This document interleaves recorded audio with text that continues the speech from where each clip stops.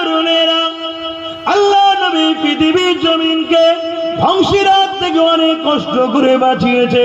এই পৃথিবীর নারীদের মর্যাদা আল্লাহ নবী অনেক কষ্ট করে দিয়েছে।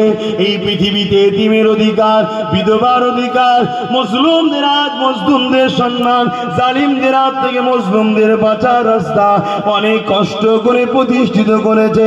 সেই নবীর উম্মত হয়ে এমন কোন কাজ করে ফেলো না তোমার সহযোগিতা নিয়ে এমন কেউ ক্ষমতাশালী হয়ে যাবে, সে ক্ষমতার আসনে বসে তোমার এলাকার বিধবাদেরকে জুলুম করবে, তোমার এলাকার নারীদের ইজ্জত-আবরুকে হরণ করবে, তোমার এলাকার এতিমদের ঘরে অসম্মান করবে, তোমার এলাকার গরিবদের হকগুলোকে মেরে খাবে। ও অত্যাচার লুটে ফুটে জাহান্নামে যাবে। ওকে সহযোগিতা করার জন্য আল্লাহ কিন্তু কিয়ামতের দিনে তোমাকে আমাকেও ছাড়বে না। কেননা রাসূলুল্লাহ দিন বলতে শুধু নামাজ নয়, রাসূলুল্লাহ দিন বলতে সমাজকে নেশা মুক্ত রাখার না। সমাজে কোনো নেশা চলবে না। যে সমাজে নেশা হবে ওই সমাজ আমার রাসূলুল্লাহর সমাজ নয়। এই সমাজকে নেশা মুক্ত করো। দুঃখের সাথে বলতে হয় আজ জন জন ছেলে কোনো নেশায় আসক্ত হয়ে যাচ্ছে, অল্প বয়সে আত্মহত্যা করছে, অল্প বয়সে ডিভোর্স হয়ে যাচ্ছে, অল্প বয়সে অ্যাক্সিডেন্ট করছে।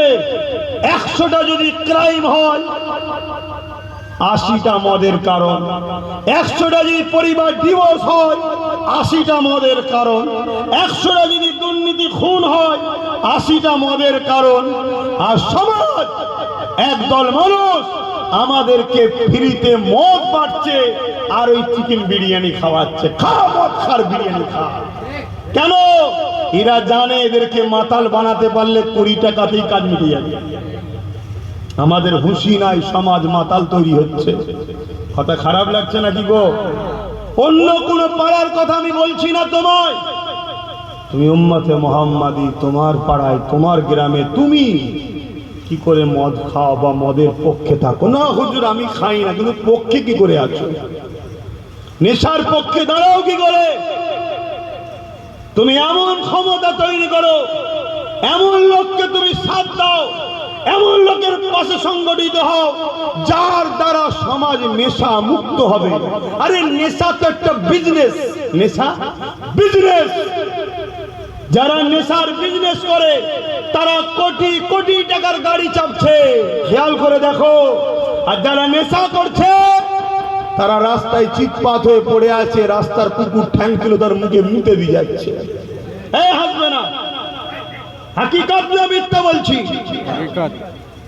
যারা নেশার বিজনেস করছে তাদের পরিবার, বিবি, স্ত্রী, ছেলে পুলে দেখো মার্সিডিজ, রোলস রয়েস, BMW চেপে বেড়াচ্ছে।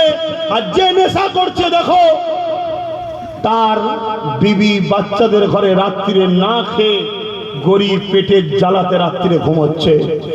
রাত্রির ওই নেশা করে এসে বিবিকে আবার স্বামী জুলুমও করছে। এই ঘটনা ঘটছে না? ঘটছে। নেশা সমাজকে কুড়ে কুড়ে খাচ্ছে। এই সমাজকে নেশা মুক্ত করো। যুবক, প্রথমে তুমি নেশা থেকে সরো। দ্বিতীয়, যারা নেশা সমাজে আনে তাদের থেকে তোমরা সরো। তুমি কতটা তাকে সরাতে পারবে ওটা পরের কথা, তুমি প্রথম তার থেকে সরো। তাকে তুমি ধরতে দিও না, তোমাকে তোমার কাছে এলে তাকে প্রশ্রয় দিও না। না, তুই নেশার পক্ষে, তোর পক্ষে আমি থাকতে পারি না। নেশা যদি আজ না রাখো, আজকে যদি 40% নেশাগ্রস্ত হয় তোমার গ্রাম, তোমার বাচ্চা কোনো ছোট্ট বয়স 12-13 বছর, ছোট্ট ছোট্ট ছেলে, স্কুলের ছবি দেখো না, ছোট্ট ছোট্ট ছেলে তারা নেশা করছে লুকিয়ে লুকিয়ে লুকিয়ে লুকিয়ে। কি করে করছে? সমাজ খারাপ, সমাজ খারাপ। অল্প বয়সে সব লিভারের সমস্যা, কিডনির সমস্যা, হার্টের সমস্যা। এটাও একটা বিজনেস না? বিজনেস নয়? জোরে বলে। কোটি কোটি টাকার বিজনেস চলছে, আমাদের হুঁশি নাই। এই সমাজ অন্ধকারের দিকে চলে গেছে। তাই বলবো এগুলোকে বন্ধ করার নাম হলো ইসলাম। জোরে বলুন সুবহানাল্লাহ। এমন কেউ পয়দা হয়নি, এমন কেউ বলবেও না আশা করছি যে গ্রামে চোর থাক, ডাকাত থাক, খনি থাক, মাতাল থাক, নেশা থাক, জুলুম থাক, এমন কেউ মুখ ফুটে প্রকাশ্য বলবে মনে হয়? কেউ বলবে না। তাই আসো, এখনো সময় আছে, কেন এখনো বলার লোক বেশি সংখ্যা তৈরি হয়নি, কিন্তু আগামী দিন হবে, আগামী দিন হবে।